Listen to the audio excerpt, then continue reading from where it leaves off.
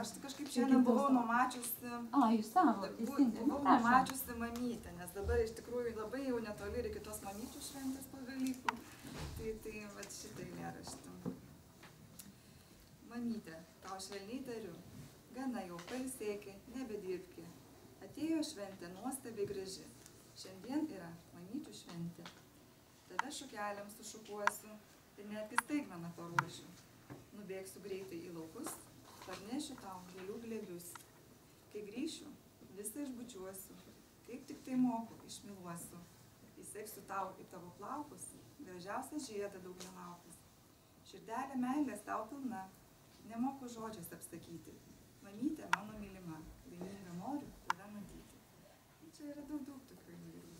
Yra ir apie cirką. Iš tiesų, mano daugiau tokie eilėraščiai yra veiksmas. Kažką darom, einam, ten mylim tėtį, mamą, sesę, senelius. O pas kolegę gal daugiau tokių, nežinau, vaizdų. Kažkaip truputį kitaip rašėm. Aš daugiau gal rėmiausi savo vaikystę. Buvo labai įdomu patirti tai. Ir pastebėjau ne tik, aš daug ir atsimenu, bet pakankamai, kad iš tą knygelę sudėti. O kolegė labiau bendrautorė, jinai, pas tą mažesni vaikučiai dabar yra, tai jinai labiau su tais vaikučiais bendraudama iš jų labiau tos patirties, iš jų bendros patirties. Tai tiek, jeigu kai klausimai yra daugiau, tai sunku kažką. Kadangi aš moku labai daug vaikiškų eilėraščių, man labai įdomu, ką nors išgirsti, ypač iš autorių.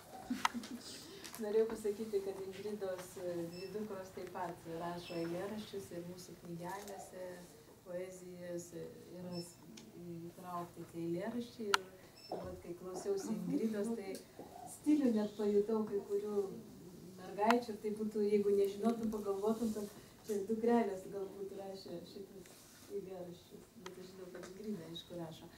Vėl sugrįžkime į poeziją. Šiais metais poezijos pavasaris, tas tarptautinis Lietuvos rašytojų sąjungos inicijuotas 1965 metais.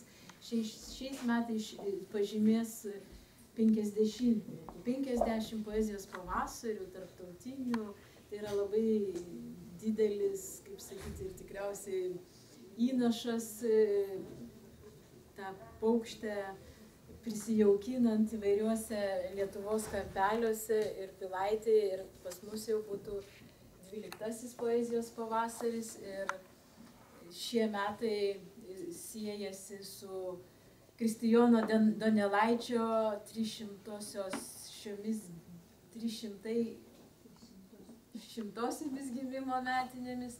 Ir vėl noriu priminti, kad Pilaitė yra siejama su Mažąja Lietuva, Kristijonas Donelaitis yra iš ten kilęs, yra irgi mūsų ir stotelės, ir gatvės. Tai mes vis vien jį kažkaip tai paminėsime savo miškelyje ir paskelbėm šiuos metus Pilaitėje poezijos maratono metais, kad mes kažkur tai vytumėmės metus šitą jo poemą, tai kiekvienam metų laikui reikėtų mūsų poetam sukurti kažkokį eilėraštį, siųsti visus metus. Dabar tai aišku jau poezija prasideda ir mes sugalvojame tokią sparnuotą rubriką Pavasarį žemė. Jau kelia tai vat ir kviečiam visus mums rašyti, tinklaraštyje yra paskelbta, tai tiktų rašyti man Angelė Sarlauskienė @gmail.com ir labai lauktumėme iki gegužės 15 dienos, nes poezijos pavasaris bus kažkurį tai 24 vat jau paskelbėm, tai labai laukiam, mes jūs pagarsinsim savo naujienose. Jūs daug kas pamatys, kas norite ir neprieštaraujate, atsiųskite savo atvaizdą, parašykite keletą žodžių apie save, paminėkite būtinai, kada pradėjote kurti, ką jums kūryba reiškia, gal jau jūs esat užsislapstinęs koks nors labai daug publikavęsis poetas. Taip, kad labai mielai lauksime. Galite ir slapyvardžių, jeigu nenorit pasiviešinti. Tai mes galvojam, kad kiekvieno sezono pradžioje paskelbsime kažkokią tai su metais su Donelaičiu derančią sparnuotą įkvepiančią frazę ir lauksim, kol sezonas pasibaigs jūsų eilių. O gal, kas žino, metų pabaigoje jūs susirinks ir mes padarysim kokį adventinį poezijos vakarą ir paskaitysim, pasidalinsim. Tai va tokios yra iniciatyvos, o gal dar ir pinigų maišą kur nors rasim ir gal dar ir pagaliau ir kietais viršeliais išleisim poezijos rinkinį, dar tokio neturėjom. Tai taip, kad taip rinktinė, o šiaip matot, kiek jau būtų, jau va, jau labai stora būtų rinktinė. Ir iš tiesų labai gražus eilėraščiai. Tai aš nežinau, gal dabar klausimų turite? Prašau. Tai aš čia taip jau nerimtai sakyčiau. Pirmiausia, norėčiau padėkoti Angelijai už labai išsamų pristatymą. Aš niekada šitaip nesugebėčiau pristatyti ir taip išsamiai. Ir iš tikrųjų labai dėkinga už tai, kad jinai vis kaupia, renka eilėraščius, išleidžia ir be jo nieko nebūtų. Tai mes turim būti labai pirmiausiai dėkingi. O šiaip aš truputėlį į temą, kadangi mes dar bendravom su kitom bendruomenėm, kaip žinau, dabar yra pagarsėjusi Žygaičių bendruomenė Žemaitijoj, kuri kovoja prieš globalius procesus. Ir dar ne tą progą jie kaip tik tai man padovanojo Žygaičių kraštas išleistą, reiškia, bendruomenės knygą apie Žygaičių.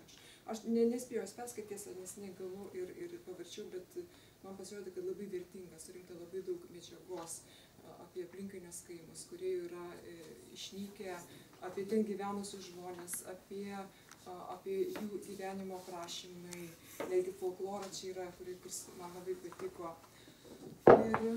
Ir vienu žodžiu, jeigu jums įdomu, tiesiog aš duočiau pasivartyti, aš nenorėčiau užimti jūsų laiko, tai jeigu pasižiūrėkit, jeigu įdomu, bet aišku, aš žinau, ką gavau paskaitys, bet nenoriu žinot per daug užimti laiko, kadangi čia būtų, kaip sakiau, nei tema. Tai tiesiog aš pamačiau tą knygą o šiaip dar norėjau pristatyti vieną tokią knygutę, kuri yra, sakyčiau, retas egzempliorius. Čia yra Pasakoriaus Žemaičio iš Pagramančio. Kažkada teko man keliauti su Vytautu Pelakausku į tokias įdomias keliones ir pamačiau šitą knygutę, kadangi čia yra tas Pasakorius, atpasakoju pasakas ir Žemaičių tarme, grinai ir parašyta šitai. Tai daugiau yra reta ir aš nelabai kur mačiau, kur būtų šitai. Jeigu ir būtų įdomu, beje, galėčiau žemaitiškai paskaityti, jeigu kas gautasi, bet aš nežinau, jeigu jūs norėtumėte trumpą pasakaitį. Trumpą pasakaitį. Jo, jeigu čia man gausis, nežinau. Taip. Kokia čia įsirinksiu pačią trumpiausią.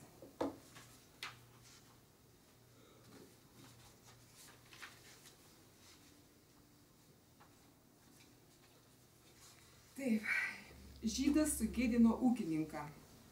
Žyds turėjo malūną. Kaimo gyvena įturėjo malūną. Ant ūkininkas buvo stambus, atveždavo maišus grūdų pripylęs su savim lygius. Kiek čia pons tavo buvo? Pūra, vyna, pūra. Oi, tokį didelį maišą, pona pūra. Žyds sugalvoja vyną, gražią dyną, šventą dyną, arklį pasikinki, nuvažiu pas tau poną, tas. Ko, pons malūnininkė? Oi, aš atvažiavau pas poną pirkti grūdų. Nu, juk tau netrūkst? Oi, man buški reik. Ta man baisia patink, kad pas poną ir tokį didelį pūrai. Ta sakau, be negausiu ir aš nusipirkti tokį didelį pūrą. Ta pons saka, pons, tau nereik. Ants nu tuo sykė nebveš tokių didelių maišų, atveždavo daug mažiau. Žyds anam sumal, o ants pūra į pūrą. Čia daug yra. Aš tik noriu pademonstruoti pačią kalbą. Man nelabai išėjo, nes reikia pasipraktikuoti. Bet šiaip pat reiškia, ta tokia įdomia kalba yra labai gražių, ilgų pasakų. Čia parašyta iš tikrųjų labai įdomu. Aš netgi galvoju, galbūt visai smagu perleisti tą knygutę. Tai va tik tiek. Tai šiaip buvo labai gražu išklausyti ir labai daug sužinojau ir aš pati dar ir buvo labai įdomu visų išklausyti, kiek mes turime įdomių ir gražių žmonių. Tai norėčiau visiems padėkoti ir linkėti kūrybinės energijos ir toliau tęsti savo darbus. O aš galvoju, kaip be kokios konkurso ir loterijos. Mes čia turim tokias 2 knygutės. Tai yra mūsų pirmojo leidėjo, leidykla Savo, kuri iš tiesų leidė disidentinę literatūrą. Visi Sadūnaitės raštai šitoj leidykloje yra išleisti ir būtent ji sako, nu, jūs įsikurkite savo leidyklą ir jie įsikūrė savo leidyklą. Tik tai aišku, šitą leidyklą nesusikaupė pinigų, prisikaupė ligų, prarado mašiną vieną, gyvena nepabaigtam name. Ir Audra Aukanienė, direktorė šitos leidyklos, yra buvusi ir Pilaitėje ir pristačiusi tokį mažai kam žinoma neurolingvistinį programavimą. Ir padovanojusi mums knygelių, tai kaip reikia bendrauti mums žmonėms. Va, šitose knygelėse yra labai glaustai parašyta, kaip reikia skaityti kūno kalbą ir kaip reikia vienas kitą pažinti. Man garbės teko tą knygelę redaguoti ir parašyti trumpą įžangėlę. Taigi, užduosim klausimą. Kiek metų jau yra Vilniuje vykstančiai tarptautiniai knygų mugei Litexpo rūmuose? Kas gali pasakyti?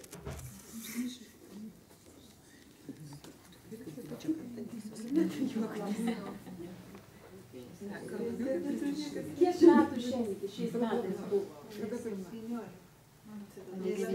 Prašau? 19. Gal 40? Reikia jungti internetą klausimą. 28. Ne, tai Angelė, sakyk, daugiau, mažiau, vis tiek. Kiek mūsų Karšta, šalta. Man atrodo 15 metų. Aš norėjau 15, Nu, kas mažiausią skaičių pasakėte?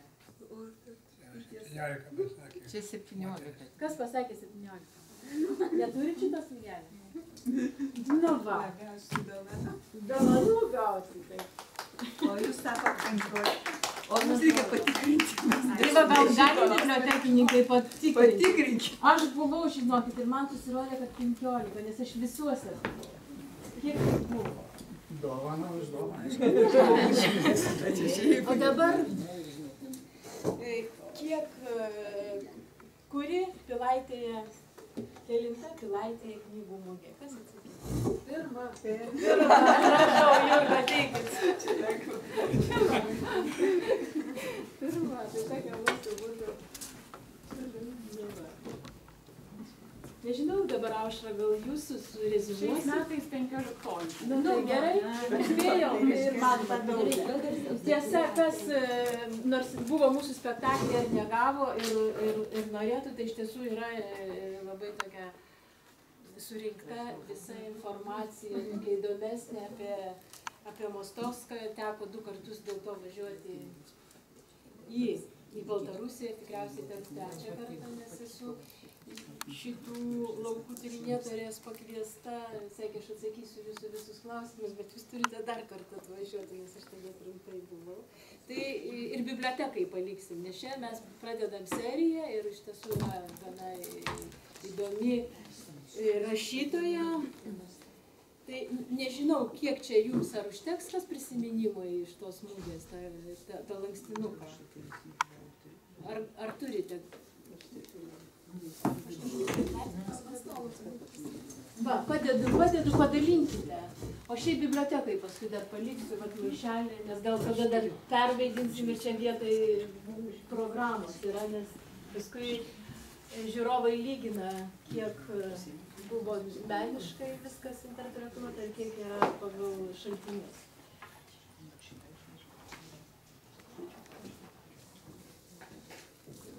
Koks klausimas? Tai aš tiesiog net žodžių neturiu, kaip man buvo įdomu, prasminga ir netikėta, kad žmonės prirašė tiek puikių knygų. Tai nereiškia, kad aš nesitikėjau nieko gero, bet aš nesitikėjau, kad tai bus taip turininga. Ir taip, ir patys žmonės, jie, man atrodo, labai patraukliai pasakoja.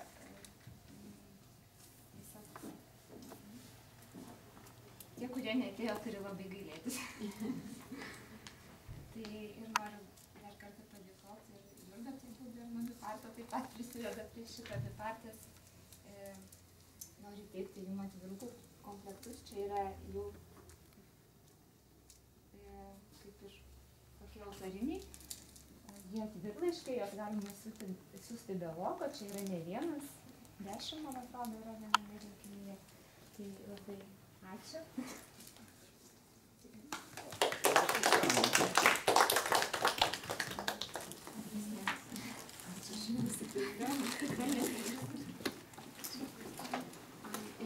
Ir dar turime pavasarį. Labai ačiū, viską išdalinsiu. Aš iš tikrųjų užsikėčiau išsigyti beveik visas knygas, kurias rodėt. Ir dar turim visiems pavasarį mylėti.